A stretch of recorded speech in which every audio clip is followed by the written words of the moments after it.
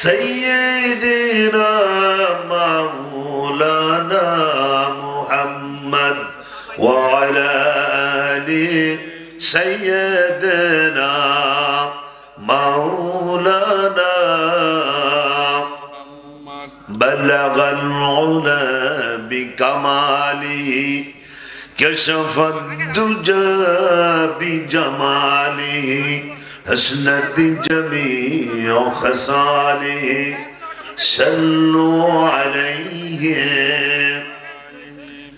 کرما میں مصطفیٰ کی میرا مزار ہوتا ہو خاک پاک ہوتی میں خاک سر ہوتا بلغ العلا بکمالہ کشف الدجى بجماله حسنت جميع خصاله صلوا عليه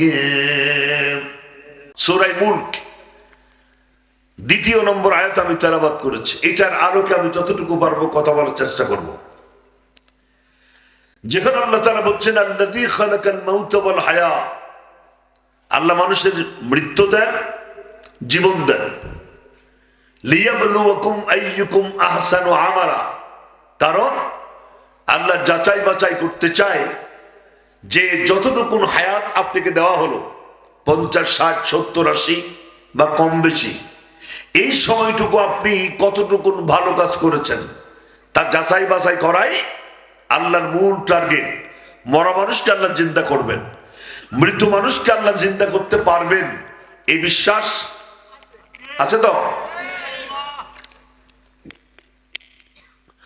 আল্লাহ রাব্বুল আলামিন কোরআন কারীমের মধ্যে বিষয়ে বিশদ আলোচনা পেশ করেছেন। অনেক মানুষই মৃত্যুকে বিশ্বাস করে, আগে আমরা মরা ছিলাম এটা তারা বিশ্বাস করে, আবার জীবিত হয়েছি বিশ্বাস করে, আবার মরব বিশ্বাস করে, কিন্তু আবার জীবিত হতে হবে এই ব্যাপারে অনেকেরই বিশ্বাস নাই।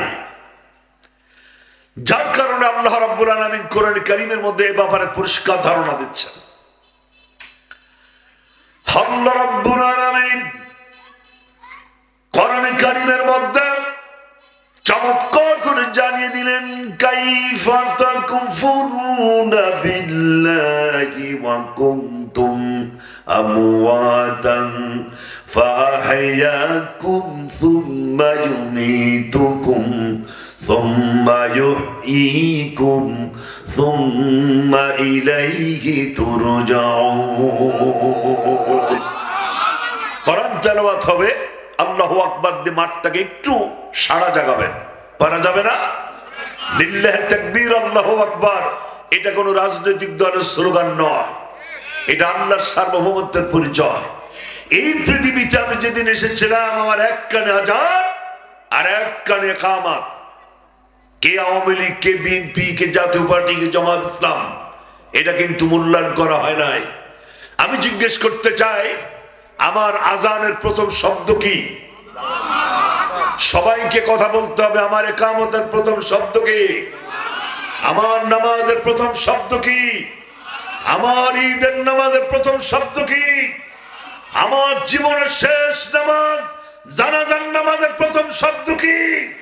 সুতরাং জীবনের শুরু, জীবনের শেষ স্লোগান তো একটাই, লিল্লাহি তাকবীর।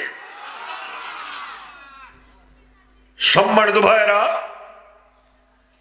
লিল্লাহি তাকবীর, আল্লাহু আকবার, এটা হার্ট অ্যাটাকের ঝুঁকি কমায়। গবেষকেরা বলেছেন, গবেষকেরা আমাদের মতন বোতল খেয়ে কথা বলে না, তারা চিন্তা ভাবনা করে কথা বলে। বলছেন লিল্লাহি তাকবীর, আল্লাহু আকবার, এটা হার্ট অ্যাটাকের ঝুঁকি কমায়। বলেন না আল্লাহু আকবার। আছে না আমাদের সমাজে কিছু গাঁজাখোর? 2024-এর 5 আগস্টে যে সরকারের পতন হলো, এই সরকারের মন্ত্রী পরিষদে কিছু গাঁজাখোর ছিল, ছিল কিনা? এর মধ্যে একজন বলছে আগামীকাল ঈদুল আজহার জানাজার নামাজ হবে। আমি মোটেই বানিয়ে বলছি না, কোনটা জানাজা কোনটা ঈদ সেটাও জানে না, কারণ এদের সাথে নামাজের সম্পর্ক নাই। এরপর আরেকজন বলছে বঙ্গবন্ধু শেখ মুজিবুর রহমানকে আল্লাহ জাহান্নামের একটা ভালো জায়গা দিও, বলছিলেন কিনা? হ্যাঁ, এরকম যদি দোয়া আমাদের এই মৌলানা সাহেব করতেন বা আমি আপনি করতাম, ফাঁসি কয়েক হাজার বার হতো। ঠিক করে যারা বলেন। অতএব বিজ্ঞানীরা গবেষকেরা আন্দাজে কথা বলে না, তারা হিসাব নিকাশ করে কথা বলে। লিল্লাহে তাকবীর আল্লাহু আকবার, এটা হার্ট অ্যাটাকের ঝুঁকি কমায়। বলেন না লিল্লাহে তাকবীর। আল্লাহ রাব্বুল আলামিন কোরআন কারীমের মধ্যে পরিষ্কার করে জানিয়ে দিলেন, কাইফা তাকফুরুনা বিল্লাহি ওয়া কুনতুম আমওয়াতান ফাআহইয়াকুম সুম্মা ইউমীতুকুম সুম্মা ইউহয়ীকুম সুম্মা ইলাইহি তুরজাউন। আল্লাহ রাব্বুল আলামিন বলছেন, কি করে তোমরা আল্লাহকে অস্বীকার করো, অথচ তুমি ছিলে মরা, আমি তোমাদেরকে জিন্দা করলাম, আবার মেরে ফেলবো, আবার জিন্দা করব, অবশেষে আল্লাহর কাছেই তোমাদের ফিরে যেতে হবে। জোরে বল কথাটা ঠিক কিনা? কোথাও যাওয়ার সুযোগ নাই, আল্লাহর কাছেই ফিরে যেতে হবে। তার মানে আমরা মরা ছিলাম, আল্লাহ জিন্দা করেছেন, আবার মারবে, আবার জিন্দা করবেন। কোরআন বলছে। আমার যুবকেরা, তরুণেরা, জওয়ানেরা, কথা খুব ভালো করে শুনতে হবে। আল্লাহ রাব্বুল আলামিন পরিষ্কার করে জানিয়ে দিলেন, ইয়া আইয়ুহান নাসুত্তাকু রাব্বাকুমুল্লাযী খালাকাকুম মিন নাফসিন ওয়াহিদাতিন ওয়া খালাকা মিনহা যাওজাহা ওয়া বাসসা মিনহুমা রিজালান কাসীরান ওয়া নিসা। আল্লাহ রাব্বুল আলামিন এই পৃথিবীতে সর্বপ্রথম একজন মানুষ বানানোর জন্য বলুন তো তার নাম কি?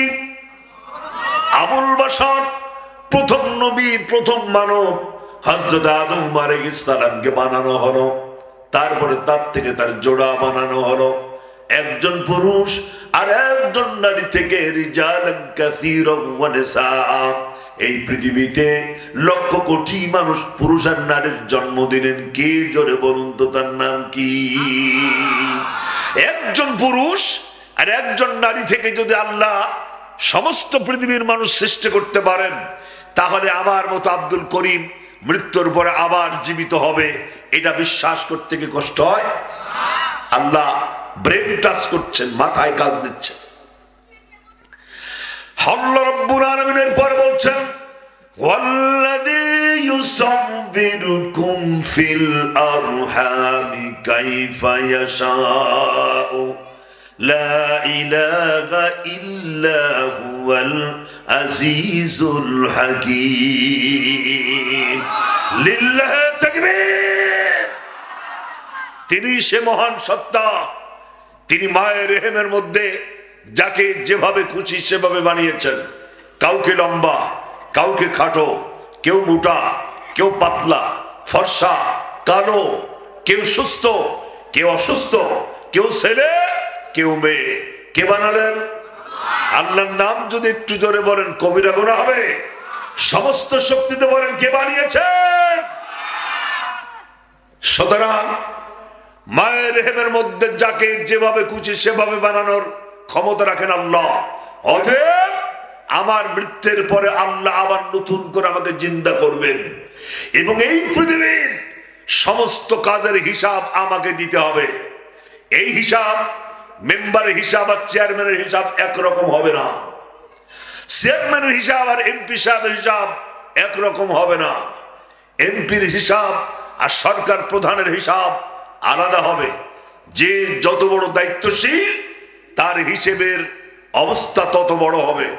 কথা বলে আল্লাহ তাআলা কিয়ামতের দিন মানুষকে জিন্দা করবেন। শুধু কথা এখানে শেষ নয়, আল্লাহ রাব্বুল আলামিন আর এক ধাপ এগিয়ে গিয়ে চমৎকার করে জানিয়ে দিলেন, লিল্লাহি মুলকুস সামাওয়াতি ওয়াল আরদি ইয়াখলুকু মা ইয়াশাউ ইয়াহাবু লিমান ইয়াশাউ ইনাথা ওয়া ইয়াহাবু লিমান ইয়াশাউ যাকুরা। আল্লাহ রাব্বুল আলামিন বলেন, আমি যাকে খুশি শুধু ছেলে দান করি, যাকে খুশি শুধু মেয়ে দান করি, যাকে খুশি ছেলেও দান করি, মেয়েও দান করি, আর যাকে ইচ্ছা কিছুই দিই না। জোরে বলুন তো ক্ষমতা কার? যাকে ইচ্ছা ছেলে দিই, যার ইচ্ছা মেয়ে দান করি, যাকে ইচ্ছা ছেলেও দিই, মেয়েও দিই, আর যাকে খুশি কিছুই দিই না। তাহলে সন্তানদার মালিককে? সবাইকে বলতে হবে সন্তানদার মালিককে। তাহলে সন্তানের জন্য মাজারে যায় কেন বলেন? মাজার কাউকে কিচ্ছু দিতে পারে না। যা কিছু দিতে পারেন তিনি কে? তিনি হচ্ছেন আল্লাহ। যদি আমার জুতার একটা ফিতাও ছিঁড়ে যায়, সেটাও আমি আল্লাহর কাছেই চাইবো, অন্য কারোর কাছে নয়। কারণ দিতে পারেন আল্লাহ, তার কোনো অভাব নাই। ঠিক কিনা জোরে কর? কারণ আল্লাহ তার অবস্থান সম্পর্কে কোরআনের মধ্যে বলছে, আমার যুবকেরা, তরুণেরা, জওয়ানেরা, আমার ছেলেরা, আমার মেয়েরা খুব ভালো করে শুনতে হবে কথা। আল্লাহ রাব্বুল আলামিন পরিষ্কার করে জানিয়ে দিলেন, ওয়াসিআ কুরসিয়ুহুস সামাওয়াতি ওয়াল আরদ ওয়ালা ইয়াউদুহু হিফযুহুমা ওয়া হুয়াল আলিয়্যুল আযীম। চেয়ারম্যানের চেয়ার আছে, এমপি সাহেবের চেয়ার আছে, মন্ত্রীর চেয়ার আছে, আমার আল্লাহরও চেয়ার আছে। সুবহানাল্লাহ কোন? তো তার চেয়ারটা কত বড়? চেয়ারটাই হলো ওয়াসিআ কুরসিয়ুহুস সামাওয়াতি ওয়াল আরদ। চেয়ারই হলো আকাশ আর জমিনের সমান। তাহলে আল্লাহ কত বড়? সুবহানাল্লাহ হলো না? আরো জোরে বলা যাবে না সুবহানাল্লাহ? সুতরাং তিনি সব জায়গায় আছেন, তার চেয়ারটাই আকাশ জমিন জুড়ে। অতএব তার অবস্থান সকল জায়গায়, তিনি সব খবর রাখেন। তার কাছে যখন চায় আল্লাহ তখন তার জবাব দিয়ে দেন। শুধু এখানে শেষ নয়, আল্লাহ রাব্বুল আলামিন চমৎকার করে জানিয়ে দিলেন, সুম্মা খালাকুনাল নুতফাতা আলাকাতান ফাখালাকনাল আলাকাতা মুদগা ফাখালাকনাল মুদগাতা ইযামা ফাকাসাউনাল ইযামা লাহামা। আল্লাহ রাব্বুল আলামিন বলেন, তুমি তো এক ফোঁটা নাপাক পানি ছিলে, সেই নাপাক পানি দিয়ে আমি তোমাকে রক্তপিণ্ড বানালাম, তারপরে গোশত বানায় দিলাম, তারপরে হাড্ডি দিলাম, হাড্ডি দিয়া শিরা উপসেরা দিয়া একটি বডি বানায়া সুন্দর করে মানুষ আকারে এই পৃথিবীতে বের করে এনেছে আমি আল্লাহ। সুবহানাল্লাহ হবে নাকি? এক ফোঁটা এক ফোঁটা নাপাক পানি, একটা শুক্রকীট অথবা একটা শুক্রবিন্দু থেকে তোমাকে যদি আমি সৃষ্টি করতে পারি, তাহলে তোমার মরার পরে আমি আবার তোমাকে জিন্দা করতে পারবো। এটা আল্লাহর পক্ষে কি কষ্টকর? আল্লাহ যুক্তি দিচ্ছেন, যুক্তি দিয়ে মানুষকে বোঝাচ্ছেন। আল্লাহ রাব্বুল আলামিনের পরে বলছেন, ওয়াল্লাহু আখরাজাকুম মিন বুতুনি উম্মাহাতিকুম লা তা'লামুনা শাইআ। লিল্লাহি তাকবীর। আল্লাহ তাআলা বলছেন, যখন তুমি মায়ের পেট থেকে বেরিয়েছিলে তখন তো তোমার কোনো জ্ঞান ছিল না, কোনো ভাষা ছিল না, ট্যাটা করে কান্না ছাড়া কোনো আওয়াজ তোমার ছিল না। আমি তোমাকে এই অস্তিত্বহীন থেকে আমি তোমাকে অস্তিত্ব দান করলাম, তোমাকে আমি বড় করলাম, সুঠাম করলাম, সামঞ্জস্য করলাম, নেতৃত্ব, কর্তৃত্ব, আধিপত্য সব দিলাম। আমি যদি এক ফোঁটা শুক্রবিন্দু থেকে, শুক্রকীট থেকে আমি যদি তোমাকে বানাতে পারি, তাহলে আমি নতুন করে তোমাকে আবার সৃষ্টি করতে আমি পারবো, এটা আল্লাহর পক্ষে কথা বলেন সম্ভব। আপনারা কি বিরক্ত বোধ করছেন, মন খারাপ করছেন?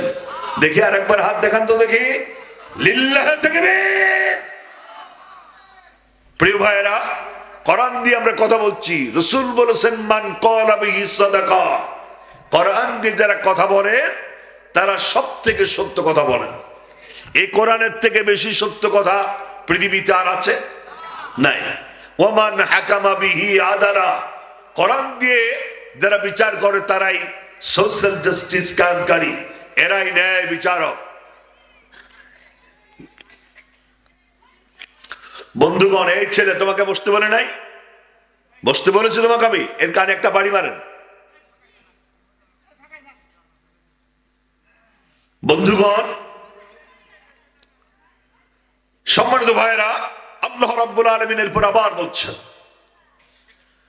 আল্লাহ রাব্বুল আলামিন কোরআনে কারীমের মধ্যে চমৎকার করে জানিয়ে দিলেন, মিনহা খালাকনাকুম ওয়া ফিহা নুঈদুকুম ওয়া মিনহা নুখরিজুকুম তারাতান উখরা।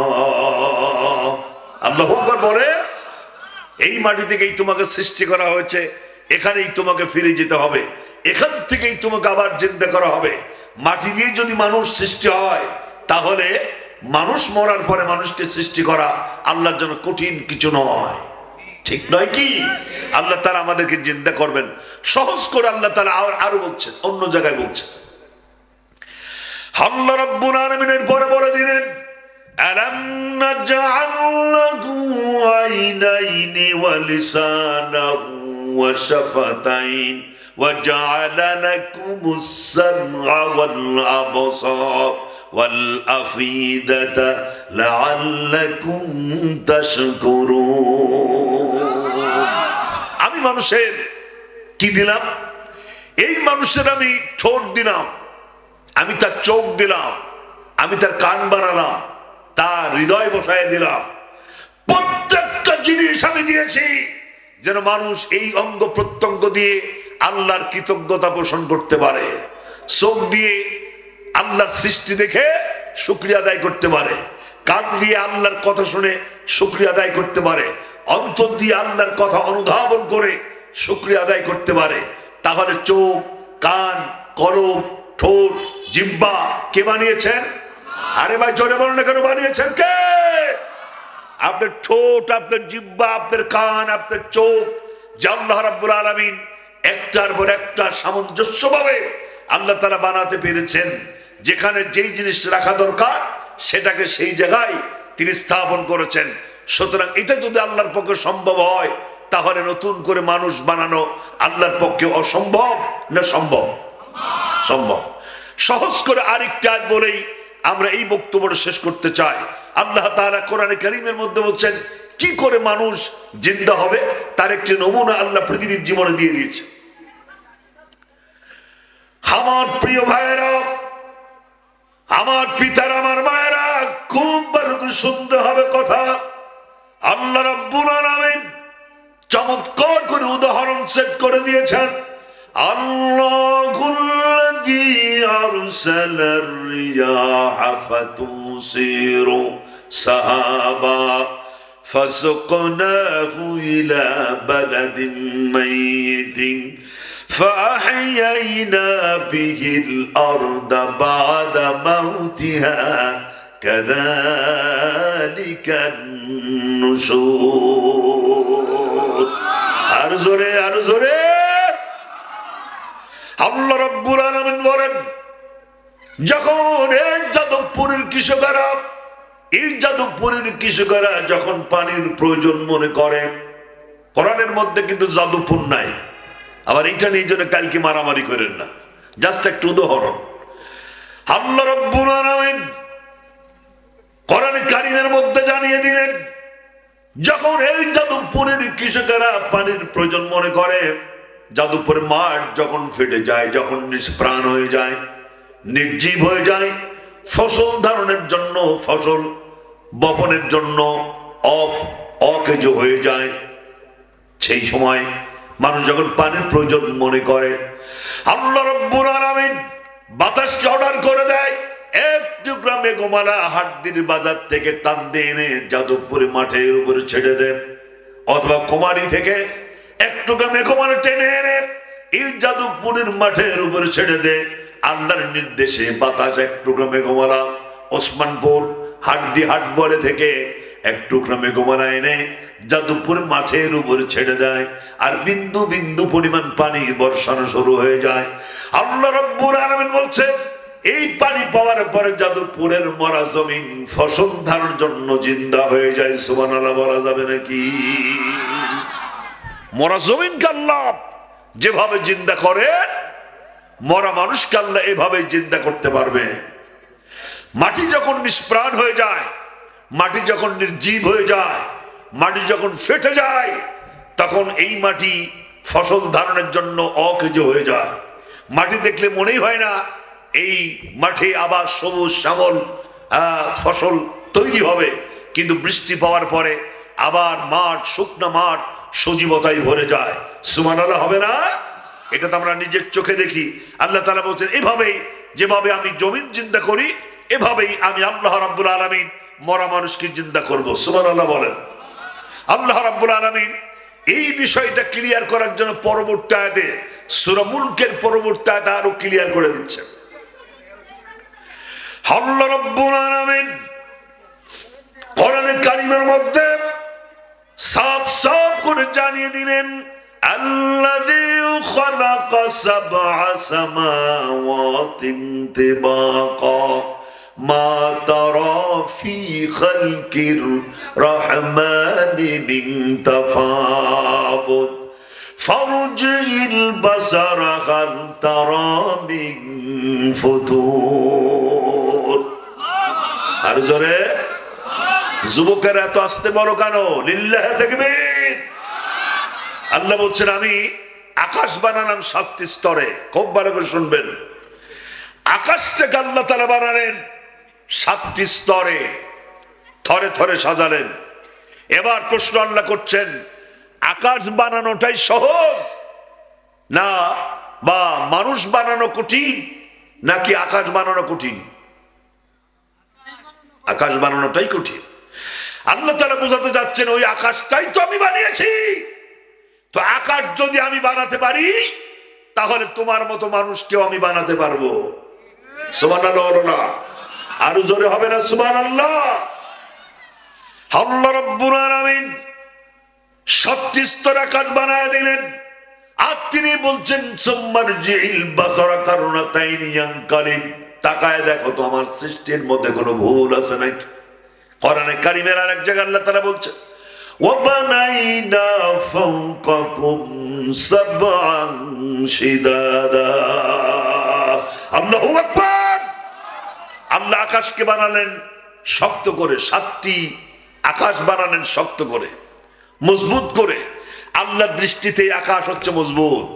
কেউ কেউ এটার ব্যাখ্যা করেছে, মাটির পৃথিবী থেকে আকাশ যত উপরে, প্রথম আকাশের ঢালাই, এর থিকনেস এত মোটা। বুঝেন নাই তো সুবহানাল্লাহ বলবেন কেন? বুঝতে পারেন নাই? আমি আবার বলছি, এই মাটি থেকে আকাশটা যত দূরে, আপনারা জানেন মাটির পৃথিবী থেকে চাঁদ কত দূরে, এটা বিশ্বের বিজ্ঞানীরা এই তথ্য আবিষ্কার করেছে। মাটির পৃথিবী থেকে সূর্য কত উপরে, বিশ্বের বিজ্ঞানীরা সে তথ্য আবিষ্কার করেছে। মাটির পৃথিবী থেকে মঙ্গল গ্রহ কত উপরে, বিশ্বের বিজ্ঞানীরা সে তথ্য আবিষ্কার করেছে। কিন্তু মাটির পৃথিবী থেকে আকাশ কত দূরে, বিশ্বের বিজ্ঞানীরা সে তথ্য আজও আবিষ্কার করতে পারে না। সেই জায়গা থেকে আল্লাহ বলেন, মাটির পৃথিবী থেকে আকাশ যত দূরে, প্রথম আকাশের ঢালাই, আমরা ছাদের ঢালাই কয় ইঞ্চি দিই? 5 ইঞ্চি, 6 ইঞ্চি। এটা বিজ্ঞান সম্মত না। যাই হোক, 5 ইঞ্চি, 6 ইঞ্চি, 4.5 ইঞ্চি, 5.5 ইঞ্চি, এটা হচ্ছে ছাদের থিকনেস। তো আল্লাহ তাআলা বলছেন, মাটির পৃথিবী থেকে আকাশ যত দূরে, প্রথম আকাশের ঢালাই এত মোটা। তাও সুবহানাল্লাহ হলো না? আরো জোরে বলা যাবে না? প্রথম আকাশ থেকে দ্বিতীয় আসমান যত উপরে, দ্বিতীয় আসমানের ঢালাই আবার এত মোটা। দ্বিতীয় আসমান থেকে তৃতীয় আসমান যত দূরে, তৃতীয় আসমানের ঢালাই আবার এত মোটা। এভাবে আল্লাহ আকাশ বানিয়েছেন কয়টা? সবাই জবাব দেন, কয়টা? 7টি আকাশ বানালেন, 7টি আকাশ। আর জানিয়ে দিলেন এটা হচ্ছে মজবুত, যার কারণে আকাশ কখনো লিক হয় না, আকাশ কখনো ফুটো হয়ে যায় না, আকাশ কখনো ছিদ্র হয় না, আকাশ কখনো ফেটে যায় না, আকাশ কখনো ড্যামেজ হয় না, আকাশের কখনো রিপেয়ারিং এর দরকার হয় না। সুবহানাল্লাহ হবে না?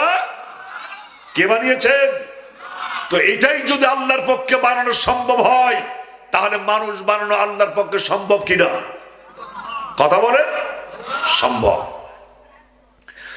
আল্লাহ রাব্বুল আলামিন কোরআনে কারীমের মধ্যে সেই জন্য জানিয়ে দিলেন, তাকায় দেখো তো আমার সৃষ্টির মধ্যে কোনো ভুল আছে নাকি, তাকায় দেখো। একজন বুজুর্গ কোরআনে কারীমের আয়াতগুলো তেলাওয়াত করতেছিলেন, হঠাৎ করে তার সামনে যখন আয়াতটি চলে আসলো, হাল তারা মিন ফুদুর, দেখো তো এই সৃষ্টির মধ্যে, আল্লাহর সৃষ্টির মধ্যে কোনো ভুল আছে নাকি দেখো তো। তাকায়া বুজুর্গ থমকে দাঁড়িয়ে গেলেন, তেলাওয়াত বন্ধ করলেন, কোরআনে কারীম তিনি বন্ধ করে দিলেন। এরপরে তিনি চিন্তা করতে লাগলেন। এক পর্যায়ে আল্লাহ রাব্বুল আলামিনকে বলছেন, রব্বুল আলামিন তোমার সৃষ্টির মধ্যে ভুল আছে সে কথা বলি না, কিন্তু তাল গাছটা যেরকম ফলের সাইজ ঠিক আছে, ডাব গাছটা যেরকম ফলের সাইজ ঠিক আছে, বেল গাছটা যেরকম বেলের গাছ, গাছ অনুযায়ী ফলটা ঠিক আছে, কিন্তু বিশাল বট গাছ, গাছের তুলনায় ফলটা বড় বেমানান, এতটুকু এতটুকু। শুনতেছেন আপনারা? বুজুর্গ বলতে চাচ্ছে আল্লাহ সৃষ্টি সব ঠিক আছে, কিন্তু এই জায়গায় সৃষ্টিটা একটু গরমিল, এই জায়গায় একটু আনসাইন্টিফিক অবৈজ্ঞানিক একটি তথ্য আমার নজরে ধরা পড়ছে। আমার মনে হচ্ছে সৃষ্টি এখানে একটু ত্রুটিযুক্ত। তাফসীরের মধ্যে এসেছে, বুজুর্গ যখন এরকম চিন্তা করতেছিলেন, হঠাৎ করে বাতাসের আঘাতে ডালে ডালে বাড়ি লেগে আধা পাকা একটা বটের ফল ঠস করে বুজুর্গ নাকের উপর পড়ছে। বুজুর্গ আল্লাহু আকবার বলে সিজদায় পড়ে গেলেন আর বললেন, রব্বুল আলামিন তোমার সৃষ্টির মধ্যে কোনো ভুল নাই, কারণ আমার পরিকল্পনা, আমার চিন্তা, আমার হিসেব মতো যদি গাছের বডি অনুযায়ী ফলের ওজন হইতো, আর যে পজিশন মতন পড়ছে তাতে আমার নাক যেত, কল্লাও উড়ে যেত। সুবহানাল্লাহ হবে নাকি? আল্লাহ সৃষ্টিতে ভুল আছে? আল্লাহ সৃষ্টিতে ভুল নাই। অথচ ঢাকা বিশ্ববিদ্যালয়ের একজন প্রফেসর বলছে আল্লাহ অঙ্কে দুর্বল। একজন বেদুনকে প্রশ্ন করা হলো, বেদুন বলা হয় সেই লোকটিকে যিনি লেখাপড়া জানে না, কলেজ ইউনিভার্সিটিতে যান নাই, মাদ্রাসার দরজায় যায় নাই, লেখাপড়া জানেন একটি পাহাড়িয়া মানুষ, লোকটিকে বেদুইন বলা হচ্ছে। লোকটিকে জিজ্ঞেস করা হলো আল্লাহর অস্তিত্বের ব্যাপার তোমার ধারণা কি? বেদুইন বলছেন, ছাগলের ছোট্ট একটি পায়খানা দেখে বলা যেতে পারে এখানে ছাগল বসবাস করে, গাধার পায়খানার স্তূপ দিকে বলা যেতে পারে এখানে গাধারা বসবাস করে, আর মানুষের পায়ের চিহ্ন দেখে বলা যেতে পারে দিক দিয়ে মানুষ চলাচল করেছে। বেদুইন বলছে, প্রিয় ভাইয়েরা, যদি ছাগলের ছোট্ট একটি ক্যাপসুল মার্কা, একটি ট্যাবলেট মার্কা ছোট্ট একটি পায়খানা দেখে যদি বলা যেতে পারে এখানে ছাগল বসবাস করে, গাধার পায়খানা স্তূপ দিকে যদি বলা যেতে পারে এখানে গাধারা বসবাস করে, তাহলে আকাশ, জমিন, সাগর, পাহাড় দেখে কেন বলা যাবে না যে আল্লাহ একজন আছেন? লেখাপড়া জানে না, এটা বেদুইন, পাহাড়িয়া মানুষ, অথচ সে তার আল্লাহকে খুঁজে পেল। সুবহানাল্লাহ হবে না? আর ঢাকা বিশ্ববিদ্যালয়ের স্যার উনি বলছেন আল্লাহ অঙ্কে দুর্বল। আল্লাহ অঙ্কে দুর্বল? জি, আল্লাহ থেকে বেশি অঙ্ক জানে আছে পৃথিবী থেকেও।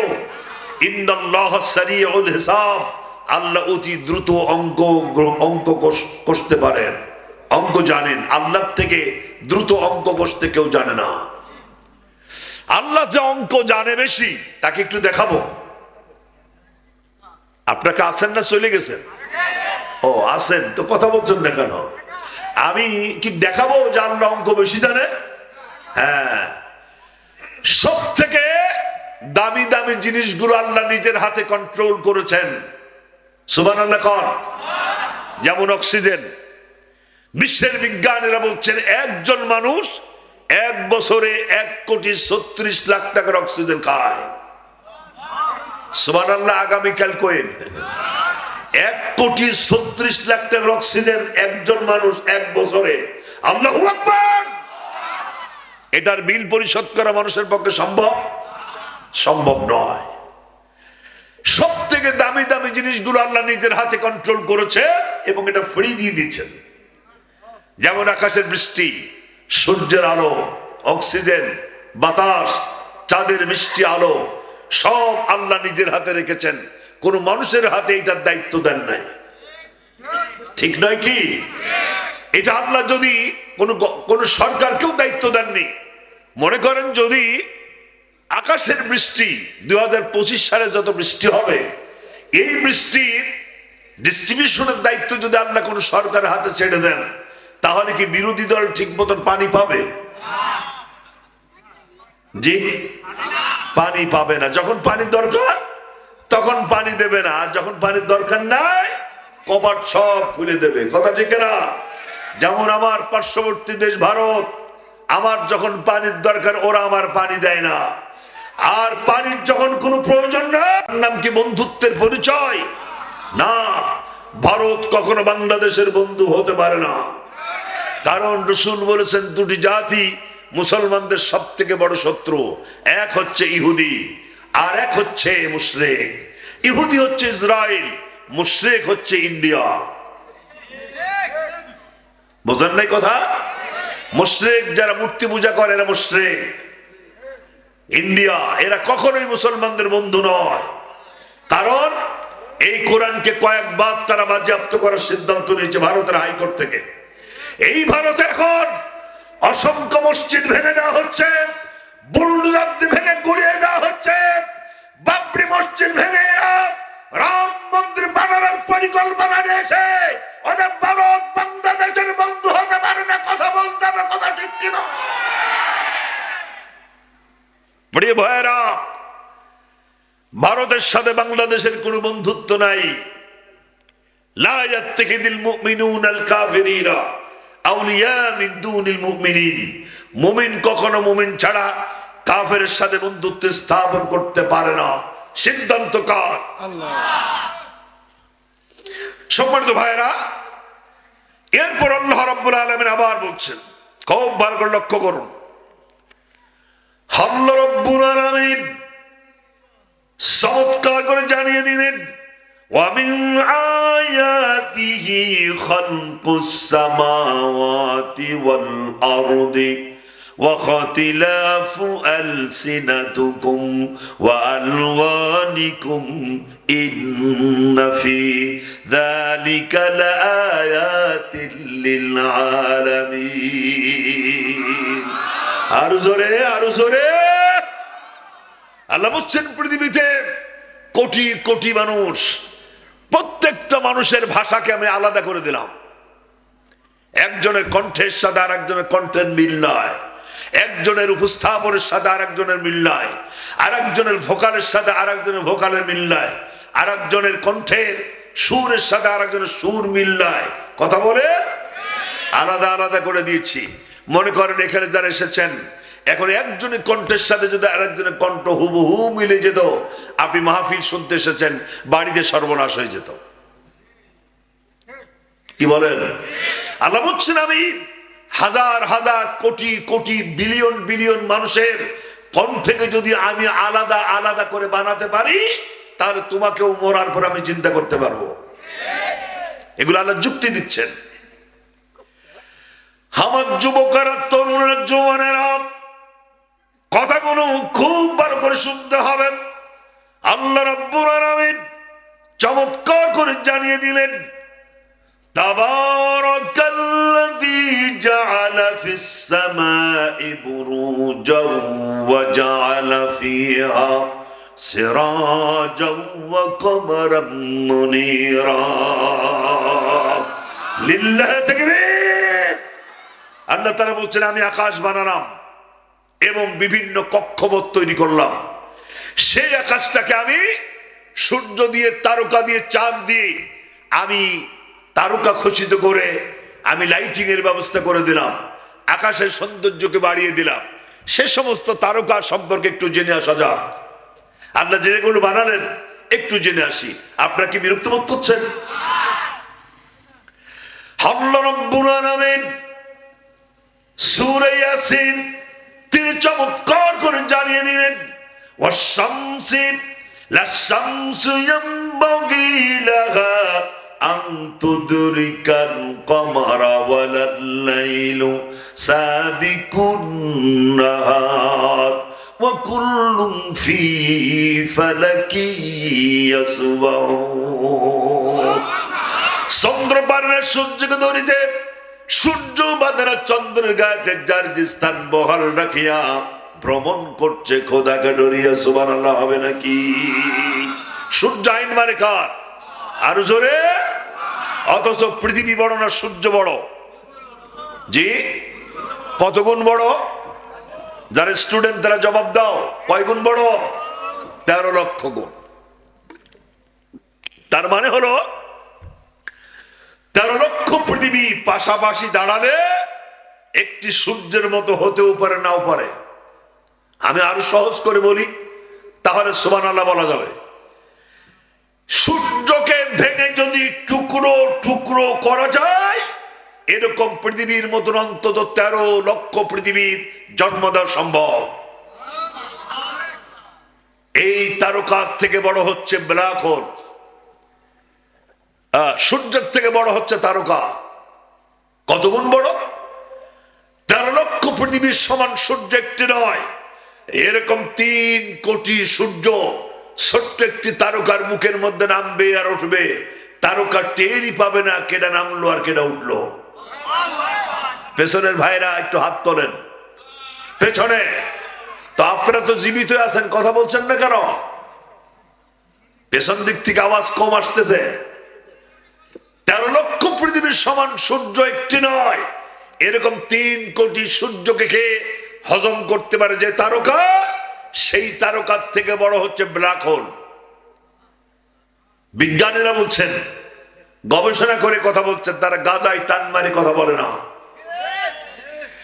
তারা বলছেন 13 লক্ষ পৃথিবীর সমান সূর্য একটি নয়, এরকম 3 কোটি সূর্য খেয়ে হজম করতে পারে যেই তারকা, সেই তারকা যখন ব্ল্যাক হোলের গতিসীমার কাছে যায়, ব্ল্যাক হোল ওই তারকাকে আস্তে করে ধরে চকলেটের মতন চুষে নিমিষের মধ্যে শেষ করে দিতে পারে। এর নাম হচ্ছে ব্ল্যাক হোল। সুবহানাল্লাহ জোরে হলো না? কে বানিয়েছেন এগুলো? আরো জোরে, কে বানিয়েছেন? সম্মানিত ভাইয়েরা, এই সূর্য, এই তারকা একটি নয়, crore crore, billion billion, trillion trillion. এই যে সূর্য দেখা যায়, এই সূর্যের চারিদিকে রয়েছে গ্রহ, বিভিন্ন গ্রহ। শনি আছে, বুধ আছে, বৃহস্পতি, শুক্র, বুধ এরকম আছে না, মঙ্গল আছে, এরকম বেশ কিছু গ্রহ নিয়ে সৌরজগৎ। এই এলাকাটাকে সৌরজগৎ বলা হয়।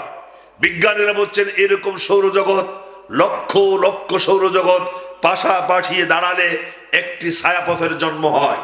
আর ইতিমধ্যেই পৃথিবীর বিজ্ঞানীদের কাছে এরকম ছায়াপথের সন্ধান মিলেছে। অন্তত 1 লক্ষ কোটি ছায়াপথের সন্ধান বিজ্ঞানীদের মাথায় এসে গেছে। সৃষ্টি কোথায়? এই সৃষ্টি স্রষ্টাকে, এই সৃষ্টির স্রষ্টাকে আল্লাহ। এরপরে সেই ছায়াপথের এক কিনারায়, একটি পাশে এরকম সূর্য, যে সূর্য আমরা দেখতে পাই, এরকম সূর্য অন্তত 10,000 কোটি সূর্য শুধু একটা কিনারায় রয়েছে। গ্যালাক্সির মধ্যে রয়েছে কোটি কোটি সূর্য। এর মধ্যে সব থেকে নিকটতম সূর্য, সেখান থেকে আলো আসতে সময় লাগে 4 বছর। মাটির পৃথিবীতে আলো আসতে সময় লাগে 4 বছর। আমি আরো সহজ করে দিই, যে সূর্য আমরা দেখতে পাই, এই সূর্য থেকে মাটির পৃথিবীতে আলো আসতে সময় লাগে 8 মিনিট 19 সেকেন্ড। মাত্র 8 মিনিট 19 সেকেন্ড সময় লাগে মাত্র। অথচ এই সূর্যের দূরত্ব 15 কোটি কিলোমিটার। তার মানে হলো যে 15 কোটি মাত্র 8 মিনিট 19 সেকেন্ড টাইম লাগে, তাই সে তার দূরত্ব 15 কোটি কিলোমিটার উপরে। তাহলে যেই সূর্য থেকে আলো আসতে সময় লাগে 4 বছর, তাহলে সেই সূর্য কোথায়? আপনারা চলে গেছেন সব, বুঝতে পারছেন না? সামান্য সূর্য থেকে মাটির পৃথিবীতে আলো আসতে সময় লাগে 8 মিনিট 19 সেকেন্ড, তাই এই সূর্যের দূরত্ব 15 কোটি কিলোমিটার উপরে। এত দূর থেকে মাত্র 8 মিনিট 19 সেকেন্ড আলো আসে, তাহলে যেই সূর্য থেকে 4 বছর সময় লাগে আলো আসতে, সেই সূর্য কোথায়? কে বানিয়েছেন? আল্লাহর নাম জোরে বলতে কি শরম করে আপনাদের? এটা বানিয়েছেন কে? এটা যদি বানানো আল্লাহর পক্ষে সম্ভব হয়, এই তারকা, এই সূর্য, এই গ্যালাক্সি, মিল্কি ওয়ে, ছায়াপথ, সৌরজগৎ, লক্ষ কোটি গ্রহ, উপগ্রহ, সূর্য, এগুলো যদি আল্লাহর পক্ষে বানানো সম্ভব হয়, তাহলে তোমার মতন সলিমউদ্দিন গনিমউদ্দিনকে আমি নতুন করে বানাতে পারবো না। এটা মাথায় আসে কি করে? এটা আল্লাহর পক্ষে সম্ভব। আমার প্রিয় ভাইয়েরা, হ্যাঁ, আরেকটু কথা বলি, এগুলো আইন মানে কার? এই তো দুর্বল হয়ে গেছেন। আইন মানে কার? আল্লাহর আইন মানে এক মুহূর্ত এরা আল্লাহর আইনের বাইরে চলে না। কোরআন বলছে, আল্লাহ রাব্বুল আলামিন কোরআনে কারীমের মধ্যে সাফ সাফ করে জানিয়ে দিলেন, ওয়ালাহু আসলামা মান ফিস সামাওয়াতি ওয়াল আরদ তাওয়ান ওয়া কারাহা। আল্লাহ রাব্বুল আলামিন বলেন, ছোট্ট পিঁপড়া থেকে শুরু করে হাতি পর্যন্ত, টুনটুনি পাখি থেকে শুরু করে গল পাখি, চুনোপুঁটি থেকে শুরু করে তিমি মাছ, এই পৃথিবীতে যত প্রাণী আছে, যা খালি চোখে দেখা যায় আর যা খালি চোখে দেখা যায় না, সমস্ত প্রাণীগুলো ইচ্ছেই আর অনিচ্ছায় আল্লাহর সামনে তারা মাথা নত করে দেয়। সুবহানাল্লাহ হবে নাকি? একটি গাছের ডালে একটি পাখি কিচিরমিচির আওয়াজ, কেউ বলে বউ কথা গপ, আবার কেউ বলে কি কুকাহা, নানান শব্দ নানান আওয়াজ দিয়ে পাখিগুলো ডাকতে থাকে। ব্যাঙ তার ঘ্যাঙর ঘ্যাঙর আওয়াজ, পাখি তার কিচিরমিচির আওয়াজ, বায়ু তার শনশন আওয়াজ, পানি তার কলকল আওয়াজে আপন মনে জিকির করে যাচ্ছে আল্লাহ রাব্বুল আলামিনের। আমরা অনেকেই মনে মনে ভাবি, মনে হয় পাখিটির বউ কথা বলে না, অভিমান করেছে, রাগ করেছে, সেই যে শুনছি বউ কথা কয় না। আবার অনেকেই মনে মনে ভাবতে পারেন, বুঝি এই বাড়িতে কোন সন্তান আদে হয় না, তাই তো পাখিগুলো সন্তানের জন্য দোয়া করে, একটা খোকা হ, একটি খোকা হ, একটি খোকা হ। অথচ আল্লাহ রাব্বুল আলামিন বলেন, এই পাখিগুলো বউ কথা কয়েকটা খোকা হ কিছুই বলে না, বরং প্রতিটি পাখি আপন ভাষায় আল্লাহ তাআলা জিকির করতে থাকে। সুবহানাল্লাহ বলা যাবে নাকি? সব আইন মানে কার? আমার বাংলাদেশের একটা কুকুর আর একটা কুকুর আইন মানে না। আমি মাঝে মাঝে বলি, এই যাদবপুরের কুত্তা যদি হাট দিয়ে যায়, হিরো না জিরো? জিরো। হাটদির কুত্তা যদি ওসমানপুরে যায়, ওসমানপুর প্রাগপুরের কুত্তা যদি আবার হাট বরিয়ে যায়, তার মানে যার যার এলাকার নেতা সেই সেই। আমার বাংলাদেশের একটা ব্যাঙ আর একটা ব্যাঙের আইন মানে না, একটা গাধার একটা গাধার আইন মানে না, একটা রাম ছাগল আর একটা ছাগল আইন মানে না, এমনকি একটা কুকুর আর একটা কুকুর আইন মানে না। অথচ মানুষ মানুষের আইন মানে, মানুষ কুকুরের থেকেও খারাপ। কথা বলেন না কেন? আইন চলবে কার? একমাত্র আল্লাহ। আল্লাহর আইন উপরে চলে বলেই উপরে কোনো মারামারি নাই, কোনো গুতুগুতি নাই, কেউ কাউকে ডিস্টার্ব করে না, সূর্য চাঁদের গায়ে আঘাত করে না, তারকা সূর্যের মুখে লাথি মারে না, কেউ কারোর সামনে আড় হয়ে দাঁড়ায় না, কেউ কারোর পথে কাটা হয়ে দাঁড়ায় না, কারণ সবগুলো আইন মানে কার? এই পৃথিবীটাও যদি, এই বাংলাদেশে যদি কোরআন আইন চলতো, এ দেশে চোর থাকতো না, ডাকাত থাকতো না, সন্ত্রাস থাকতো না, চাঁদাবাজি থাকতো না। কথা বলেন না কেন? সুতরাং কোরআনের সমাজ দরকার আছে না নয়? আচ্ছা, আল্লাহ রাব্বুল আলামিন কোরআনে কারীমের মধ্যে চমৎকার করে জানিয়ে দিলেন, আলাম নাজআলিল আরদা মিহাদাও ওয়াল জিবালা আওতাদাও ওয়া খালাকনাকুম আজওয়াজা। লিল্লাহি তাকবীর। আল্লাহ তাআলা বলেন আমি জমিন বানালাম বসবাসের উপযোগী। বিরক্ত হচ্ছেন আপনারা? 11টা 16 বাজে, আমরা ঠিক 11:15টায় আলোচনা শেষ করবো, আর আধা ঘন্টার একটু কম থাকা যাবে না? যাবে থাকা? একটু আরেকবার হাত দেখানো যাবে? লিল্লাহি তাকবীর। ঠিক আছে প্রিয় ভাইয়েরা, ধন্যবাদ আপনাকে। সম্মানিত বন্ধুগণ, আসলে কোরআন শোনার মধ্যে যে মজা, এর চাইতে বেশি মজা আর কোথাও নাই।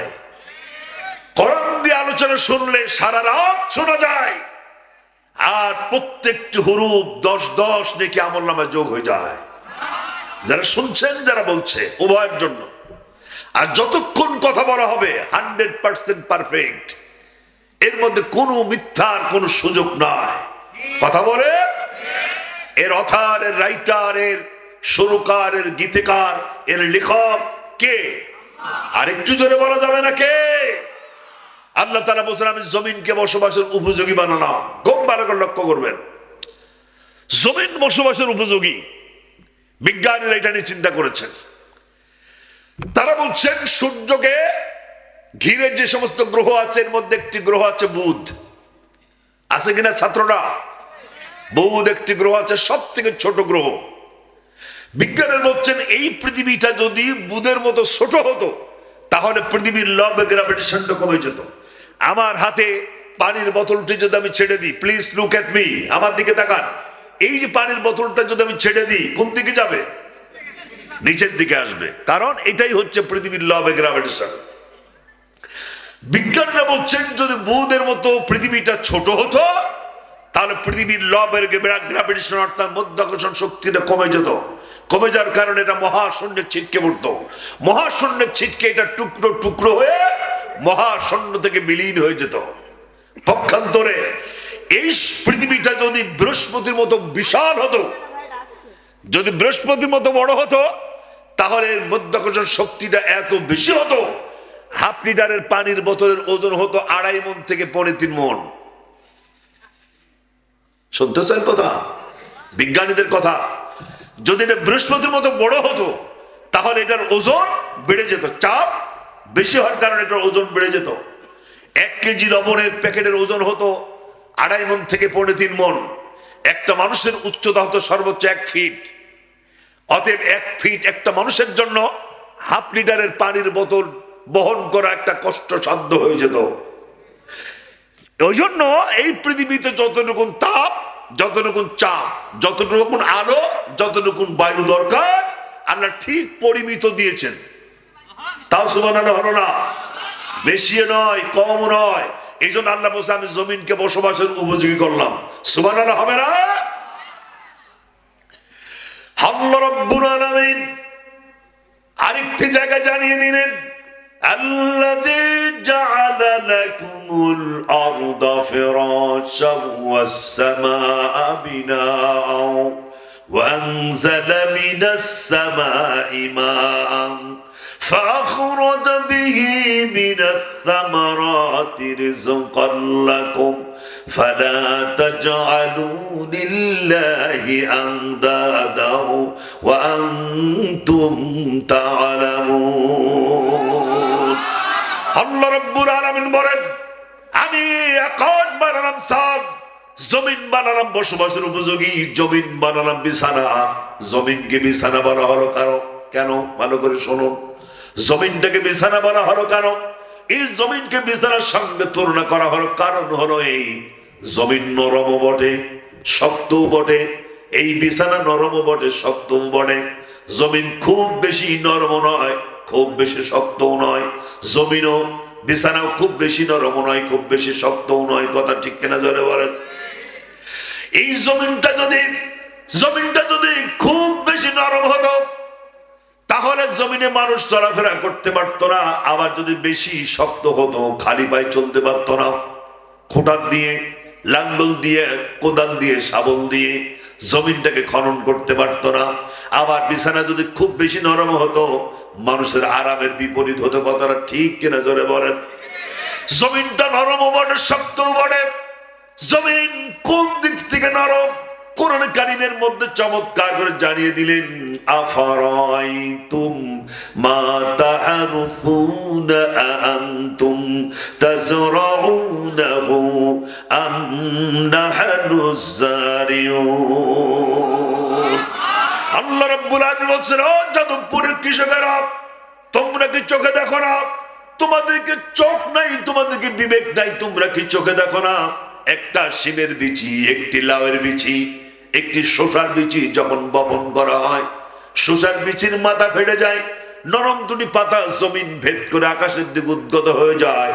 আঙ্গুল দিয়ে টুকা দিলে ভেঙে যায়, অথবা দুটি আঙ্গুল দিয়ে চাপ দিলে এই পাতাটা গলে যায়। এত নরম দুটি পাতা যখন জমিন ভেদ করে যখন উদ্গত হয়ে যায়, এই দৃশ্য দেখে মনে হয় আল্লাহ তাআলা জমিনটাকে নরম বানিয়েছেন। সুবহানাল্লাহ হবে নাকি? সত্য কোন দিক থেকে? যখন এই জমিনের উপরে 10 তলা, 20 তলা, 50 তলা, 100 তলা বিল্ডিং যখন জমিনের উপর দাঁড়ায় থাকে, লক্ষ কোটি টন ওজন নিয়ে এই মাটির উপর দাঁড়ায় থাকে, মাটির মধ্যে ঢুকে যায় না। এই দৃশ্য দেখে মনে হয় আল্লাহ তাআলা জমিনটার শক্ত বানিয়েছেন। সুবহানাল্লাহ হবে নাকি? জমিন বানায় দিলেন আর বললেন এই জমিনে অহংকারের সাথে চলাফেরা করো না। কোরআন আল্লাহ রাব্বুল আলামিন চমৎকার করে জানিয়ে দিলেন, লা তামশি ফিল আরদি মারহান ইন্নাকা লান তাখরিকাল আরদা ওয়া লান তাবলুগাল জিবালা তুলা। লিল্লাহি তাকবীর। আল্লাহ বলেন জমিনে তুমি অহংকারের সাথে চলাফেরা করো না, কারণ তুমি তোমার পাও দিয়ে আঘাত করে জমিনকে ফাটাতে পারো না, বুকটাকে টান করে একটি পাহাড়ও হতে পারো না। অতএব অহংকার করার কিছু নাই। অহংকার আল্লাহর গায়ের চাদর। যারা অহংকার করেছে তারা যেন আল্লাহর গায়ের চাদর ধরে টান মেরেছে। অহংকার করেছিল 1912 সালের টাইটানিক জাহাজের ক্যাপ্টেন। তিনি বলেছিলেন পৃথিবীর কোন প্রাকৃতিক দুর্যোগ আমার টাইটানিককে ডুবাতে পারবে না। অহংকারের সাথে টাইটানিকের শুভ উদ্বোধন ঘোষণা হলো 113 বছর আগের কথা। কিছুদূর যাওয়ার পর তিনি লক্ষ্য করলেন জাহাজ পানির মধ্যে দেবে যাচ্ছে। পরীক্ষা নিরীক্ষা করে দেখা গেল জাহাজের তলা ফেটে গেছে। তখন তিনি তার সঙ্গী সাথীদের বললেন, here one can neither stand নর লাই নর চেঞ্জ। এখানে দাঁড়াবার অপেক্ষা করার কোনো সময় নাই, গো ব্যাক, পেছনে দৌড় মারো। পেছনে যখন তারা পেছনে মুভ করলো, তারপরও তারা নিশ্চিত হলো জাহাজ ডুববেই, এ ব্যাপারে কোনো সন্দেহ নাই। তখন গোটা পৃথিবীর মানুষকে মেসেজ থ্রো করে বলেছিলেন, প্রে ফর আস নাও, তোমরা আমাদের জন্য দোয়া করো, আমরা তো মৃত্যুর সঙ্গে আলিঙ্গন করতে যাচ্ছি। সেদিন তারা কি মৃত্যুর হাত থেকে বাঁচতে পেরেছিল? একটু জোরে বলা যাবে না? কারণ তারা ছিল অহংকারী। 1999 সালের 17 আগস্ট তুরস্কের ভূমিকম্পের পেছনে একটাই কারণ ছিল, তারাও অহংকারের সাথে কোরআনের সাথে বিয়াদবি করেছিল। কি ঘটেছিল সেদিন? তুরস্কের 30, আমেরিকার 30 আর ইসরায়েলের 30, মোট 90 জন সাবেক সেনা প্রধানদের নিয়ে একটি অনুষ্ঠান হচ্ছিল, ফেস্টিভ্যাল, মধ্য রজনীর একটি প্রোগ্রাম। রাত 12টা 1 মিনিটে তুরস্কের নৌঘাটিতে অনুষ্ঠানটি শুরু হলো। অর্ধনগ্ন ড্যান্স, মদের সায়রাম। ঠিক এই মুহূর্তে তুরস্কের সেনাপ্রধান ক্যাপ্টেনকে বললেন, কোরআন আন। কোরআন আনা হলো, বলা হলো পড়। তিনি পড়লেন, ইন্না নাহনু নাযালনা যিকরা ওয়া ইন্না লাহু লাহাফিজুন। জিজ্ঞেস করা হলো এটার অর্থ কি? উনি বললেন, অর্থ হচ্ছে নিশ্চয় এ কোরআন নাজিল করেছে আমি আল্লাহ, আর এটা সংরক্ষণের টোটাল দায়িত্ব নিয়েছি আমি আল্লাহ। তুরস্কের সেনাপ্রধান ক্যাপ্টেনকে বললেন, তাহলে এর ব্যাখ্যা কর, এটা দিয়ে তোর আল্লাহ কি বোঝাতে চেয়েছে? ক্যাপ্টেন বললেন, স্যার আমি তো ব্যাখ্যা জানি না। তখন উনি বলছেন, ব্যাখ্যা আমি করছি, তুই শোন। তোর আল্লাহ বলেছে কোরআন নাজিল করেছে আমি, সংরক্ষণের দায়িত্ব গ্রহণ করেছে আমি, আমি দেখতে চাই তোর আল্লাহ কি করে কোরআন সংরক্ষণ করে। এই বলে তিনি কোরআনের পাতাগুলোকে দুহাত দিয়ে ছিঁড়ে টুকরো টুকরো করে নর্তকীর পায়ে নিচে ছুঁড়ে মেরে দিল। বানানো কথা নয়, স্বপ্নের কথা নয়, এটা পত্রিকায় এসেছিল কথাটা এভাবে। সম্মানিত ভাইয়েরা, ক্যাপ্টেন চিৎকার দিয়ে বেরিয়ে গেল, কারণ তিনি ছিলেন মুসলিম। তিনি আল্লাহর গজবের ভয়ে পালিয়ে গেলেন। 1 মিনিট নয়, আধা মিনিট নয়, 29 সেকেন্ডের মাথায় ভূমিকম্প শুরু হয়ে গেল। 40,000 দর্শক শ্রোতা, যারা স্বাগতিক, যারা অতিথি, সবগুলো মৃত্যু হলো 40 সেকেন্ডে। 29 সেকেন্ডে 40,000-এর মৃত্যু হয়ে গেল, পানির তলায় তলিয়ে গেল। কে করলেন এটা? সে আল্লাহ এখন তো নাই, থাকলেও অনেক বয়স হয়ে গেছে। আল্লাহ রাব্বুল আলামিন সূরা বাকারা 255 নম্বর আয়াত, আয়াতুল কুরসির বুকের মধ্যে চমৎকার করে নিজের লংজিভিটি, নিজের স্থায়িত্বের গ্যারান্টি জানায় দিলেন। আল্লাহু লা ইলাহা ইল্লা হুয়াল হাইয়ুল কাইয়ুম। যারা জানেন পড়েন সবাই, আল্লাহু লা ইলাহা ইল্লা হুয়াল হাইয়ুল কাইয়ুম। আল্লাহর নবী বিশ্ব নবী বলেন, কোরআনের মধ্যে সবথেকে দামি আয়াত, সবথেকে সেরা আয়াত আয়াতুল কুরসি। গোটা কোরআন কারিমের 1/4, 4 ভাগের 1 ভাগ। তার মানে হলো যে ব্যক্তি আয়াতুল কুরসি একবার তেলাওয়াত করবে, সেজন্য গোটা কোরআনের 4 ভাগের 1 ভাগ তেলাওয়াতের সমান সওয়াব পাওয়া যাবে। আল্লাহর নবী বিশ্ব নবী আরো বলেন, যে ব্যক্তি প্রতি ফরজ নামাজের পরে আয়াতুল কুরসি বুঝে বুঝে তেলাওয়াত করবে আর বুকে ফুঁক লাগাবে, আল্লাহর নবী বলেছেন কিয়ামতের দিন আল্লাহ তাআলা ওই বান্দা বান্দির ব্যাপারে সিদ্ধান্ত নেবেন, আর আল্লাহ তাআলা ওই লোকটিকে জান্নাত দিয়ে দেবেন। সুবহানাল্লাহ বলা যাবে নাকি? তিনি তো চিরঞ্জীব, তিনি চিরস্থায়ী, তিনি ছিলেন, তিনি আছেন, তিনি থাকবেন। যার শুরু নাই, যার শেষ নাই, যিনি ঘুমান না, যিনি চিমান না, যিনি আকাশ আর জমিন চালাতে গিয়ে কখনো দুর্বল হয়ে যান না। জোরে বলুন তো তার নাম কি?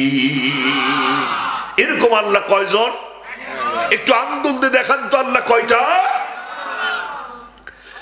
ছোট্ট একটু সূরার মধ্যে আল্লাহ রাব্বুল আলামিন নিজের পরিচয় জানিয়ে দিলেন। কুল